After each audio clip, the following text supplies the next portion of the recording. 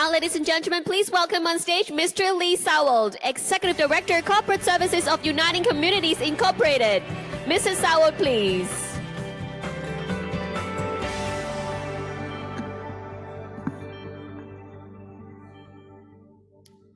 Well, you've just seen a short video showcasing Uniting Communities' latest innovation. That was a multi-award winning U-City. Thank you to the Chinachem Group and the Hong Kong Green Building Council for hosting this event and inviting me, for the first time in Hong Kong for me, to be with you and speak with you all here. Today I'm going to share with you just how Uniting Communities created this sustainable, inclusive and thriving community.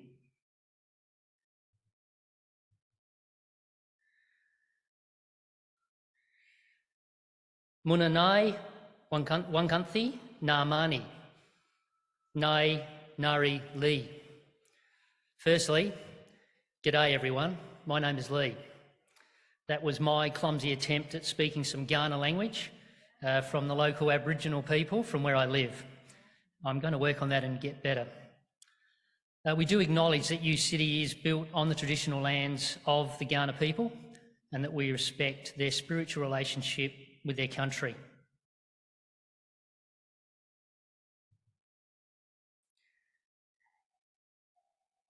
So in developing U-City, we were committed to creating a vibrant, integrated community that brings together residential, social, commercial and community services to establish a sustainable, inclusive and thriving community in the heart of the city. The design vision was to create a connected community where people of all ages and abilities can flourish together. 4 years on, and we're very excited to see this vision for our innovative vertical village now coming to life.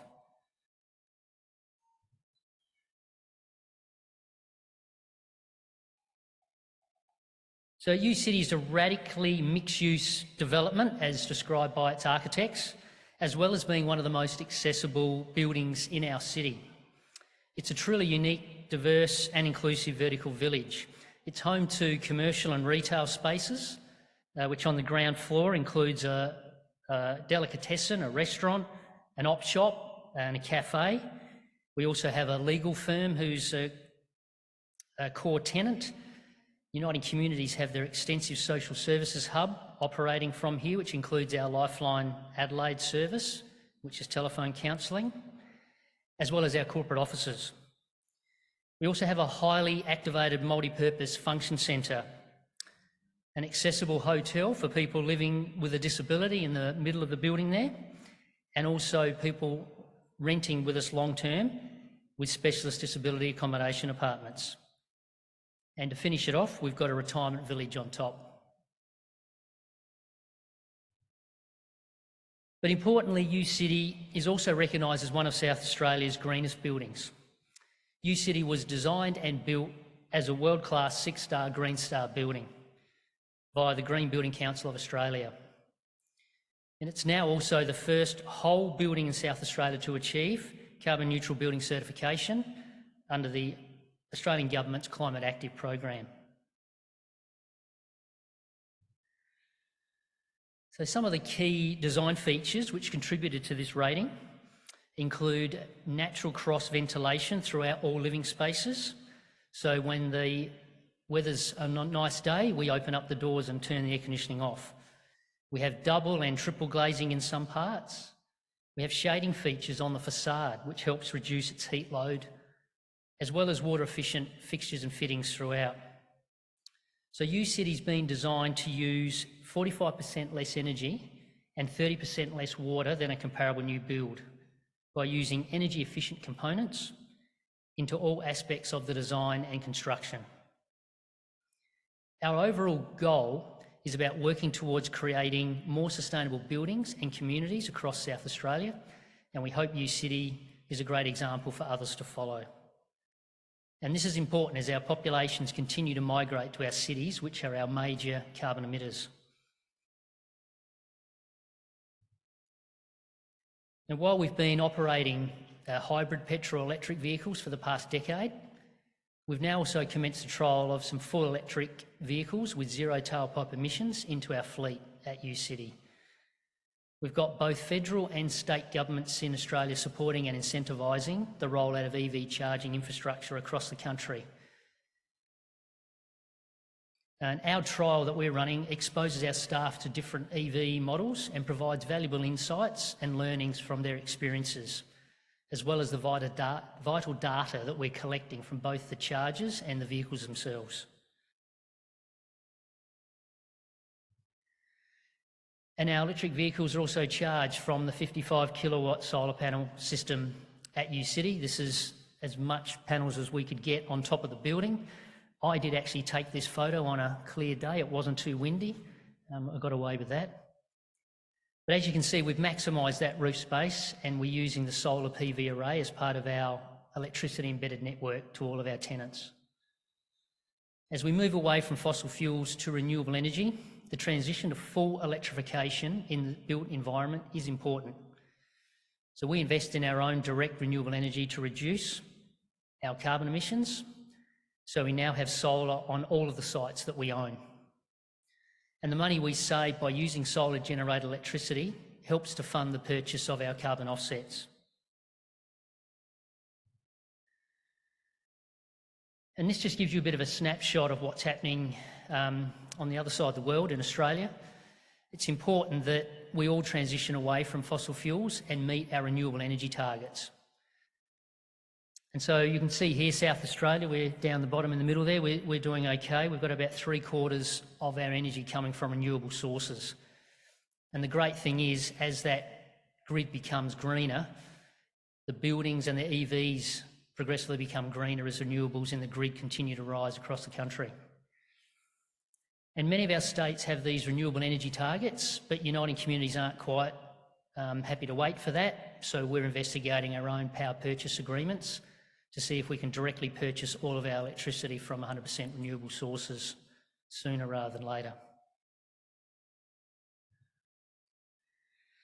U-City's been fortunate enough to win many awards. I'm just highlighting a few here.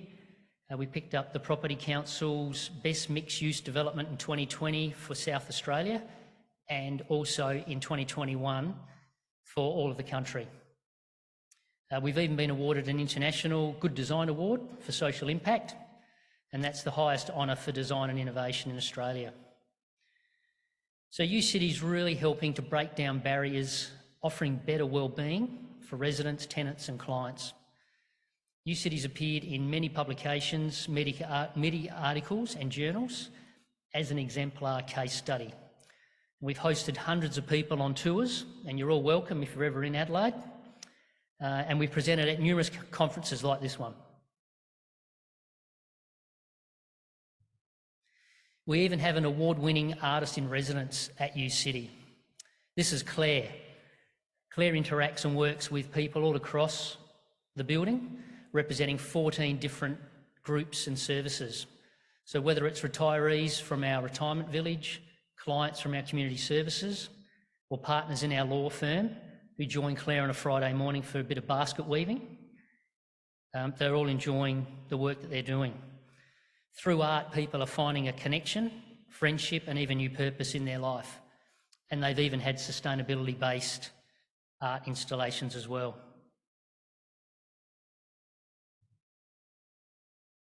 And here's some of our residents from U-City's Vertical Retirement Village, some of which do art with Claire. The residents actively participate in many events held across the building, and this is just one example of them connecting. And some residents have even purposely chosen to live at U-City because of its environmental credentials. And we've got 2 of our 3 major universities in South Australia undertaking a social value in design of extreme mixed-use urban developments projects. So we're watching the outcomes of that with interest.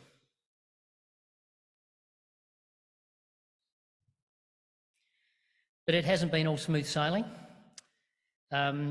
We've had our challenges, the typical building delays from severe weather, and we had quite a few heat-related days that got in the way there. We had international building cladding fires were starting to happen. And so we still had time to remove the little bit of 5% polyethylene that we had designed in the building. So there's zero in there. There was also retirement living contracts and negative press around how some of those were constructed. And of course, COVID-19, which actually broke on the day we celebrated the official opening of U City. But today, U City is the new home of Uniting Communities in Adelaide. It provides social services in the heart of the city. We're a significant profit-for-purpose community service organisation, and we've been serving the community for over 120 years. We provide 90 different services across disability, youth services, aged care, homelessness intervention, family counselling and mental health crisis support. And all this is delivered by our 1,500 staff and volunteers from 65 sites across the state. And we travel more than 3 million kilometres every year, and we reach about 80,000 people. But quite often we're asked why. Why would a community service organisation be interested in reducing, offsetting and eventually eliminating its carbon emissions? So since 2010, our board had a commitment to reduce its emissions and become carbon neutral, which it did in 2015 by setting this carbon commitment policy. We acknowledge the impacts of climate change and believe that taking collective action to reduce our carbon emissions is in the best interests of clients, staff, volunteers and the wider community. We have a carbon committee who actively focus on reducing our carbon emissions as one of our core commitments. And the carbon programs also acted as an attractor and retainer of staff in a tight labour market. So many staff look favourably on this as what we've achieved and want to be a part of it.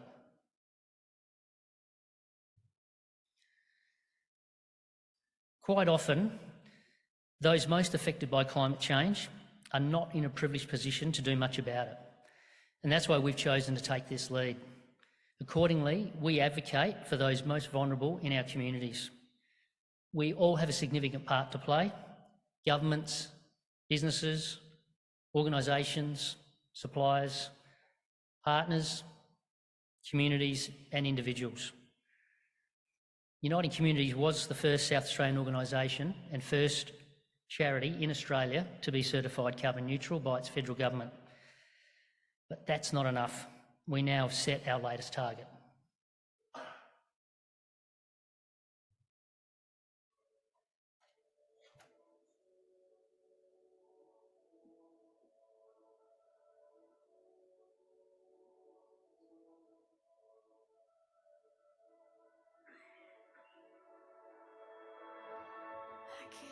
I feel enormously proud because this is an organisation and it's people that have taken leadership. 11 years ago, we set out on this mission to become a carbon neutral organisation, and it was a pretty big call for the organisation at the time because very few organisations had publicly stated that ambition to actually reduce their emissions and then actually test themselves and get accredited to become a carbon neutral organisation. And there were two drivers for it at the time. We had a board that actually appreciated the importance of the organisation being a leader in this space. And we had staff who were saying, you know, we're dealing with people each and every day who are, at one level, the victims of climate change. And as an organisation that had spent a long time, 120 years of going and supporting people who are vulnerable and experiencing disadvantage in the community, we knew that climate change wasn't some esoteric idea. It was something that was actually very real and had a very significant impact on the people that we had an obligation to try and support. Uniting Communities' approach to dealing with this has been to actually establish committees where staff are able to engage with their colleagues, and we've done that across the organisation. You know, we have 90-odd sites across South Australia, and we've set up committee structures that actually enable people to work with their colleagues to identify opportunities in their own workplaces, as well as across the organisation as a whole, to take action to reduce our carbon emissions. Being part of the Beyond Carbon Neutral Committee and being one of the reps has given me greater insight into the impact that we leave as individuals, but what a company can really, or organisation can do on a grander scale. You know, first and foremost, we had to examine the things that actually were contributing to our carbon emissions. And so, you know, there were things like our waste. We looked at our electricity, which is a big driver of our emissions, and putting in LED lights in a lot of the buildings that we owned or rented. We looked at our vehicles. I mean, we had a fleet of over 100 vehicles, and we thought that one of the most practical things we could do was to make a shift as those vehicles came to the end of their life to actually move to hybrid vehicles. Uniting Communities definitely supports us to think outside the box. So I'm really passionate about the green initiatives that we have here at Ruby's, and seeing young people adopt them easily and it become a habit to them, just a part of their everyday routine. It makes me really proud to work alongside them, and then I know that they go home and do these things. When I see any lights on during the day, I'm always around, always turning it off. But now in the last 3-4 years, I'm collecting bottles, cans, plastic bottles, all sorts of things. So our message to other companies, whether they be social service organisations or whether they be other businesses, is that you can do this, and you do it for the right reasons because you're actually saving this planet, but you're also doing it because it actually provides dividends back to you as an organisation. And when you realise that, it actually becomes a bit of a no-brainer. Why wouldn't we go down this path? If I do my part, and my grandchildren or my children do their part, so we're all together trying to make a better living for our grandchildren and grandchildren again. And if we're all doing it together, make a big difference. Over the last 6 years, we've been testing ourselves to drive down our emissions even further. We've actually reduced our emissions by 30%. Now that's a pretty significant reduction. And now we're announcing that by 2035, we'll be a net zero organisation. That is a hell of a journey over that period of time and shows our commitment to saving this planet.